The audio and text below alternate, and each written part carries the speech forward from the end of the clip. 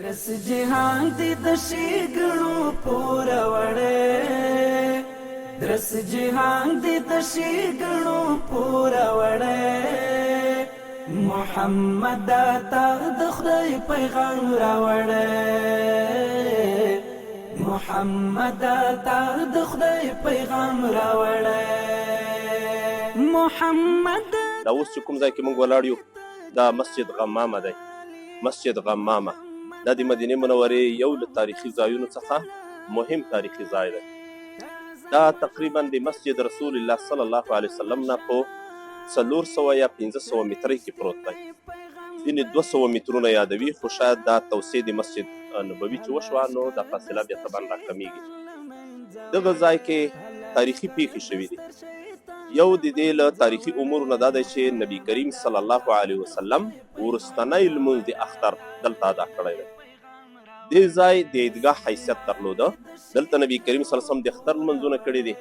دلته نبی کریم صلی الله علیه وسلم د استسقا د باران غوښتنې لمونځ ادا کړی. او یوه تاریخي واقعه دلته پیښه شوې ده چې احادیثو مبارکه هم ډېره راخیستې ده چې هغه جنازه ده د نجاشي په بادشاه باندې.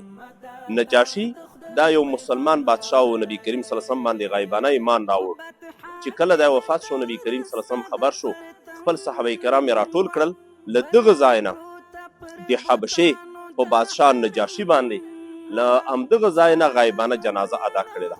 او دا داسې یو جلیل القدر پاچا و چې د عایشې صدیقې رضی الله تعالی عنها په روایت کې راځي چې خلکو به دا کیسې ډېرې کولې چې کله نجاشي وفات شو د ده په قبر باندې بلنډې او رڼاګانې دغه راټیټېدلې.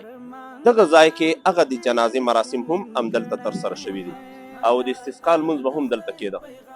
دغه ځای ته مسجد غمامه ځکه ویلی کېدی شي چې نبی کریم صلی الله علیه وسلم یو وخت دلته راغی، فکر کوم د اختر د لمانځه د ادا کولو دپاره د رسول الله صلی الله علیه وسلم په سر باندې وریځه جوړه شوه، دې دپاره چې د حر شمس د لمر له ګرمۍ نه نبی کریم صلی الله علیه وسلم وساتي. دغه منظره ټولو صحابه کرامو ولیده. دا د رسول الله صلی الله علیه وسلم دپاره یوه معجزه وه چې وریځه الله مسخره کړه او د ده په سر باندې سیوری جوړ کړه. دا همدغه ځای و. د دې وجې نه دغه ځای ته مسجد غمامه وایي. لومړنی جومات، کوچنی جومات چې دلته جوړ شو د حضرت عمر بن عبدالعزیز رحمه الله چې دا د خلافت راشده نه وروسته یو لوی جلیل القدر امیر المؤمنین تېر شوی دی او ټوله دنیا یې د عدل او د انصاف نه ډکه کړه.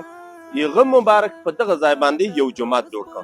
اگر چې دا اوس آبادي چې تاسو وینئ دا د هغه وخت نه ده، فکر کوم دا د عثماني خلافت د دورې آبادي ده.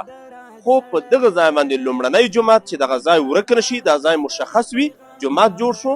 نن هم دغه ځای په مسجد غمامه باندې مشهور دی او د دنیا له ګوټ ګوټ نه خلک د دغه ځای لیدلو ته هم راځي او افغانان هم راځي دغه ځای ګوري او د رسول الله صلی الله علیه وسلم اثرات له نږدې څخه څاري.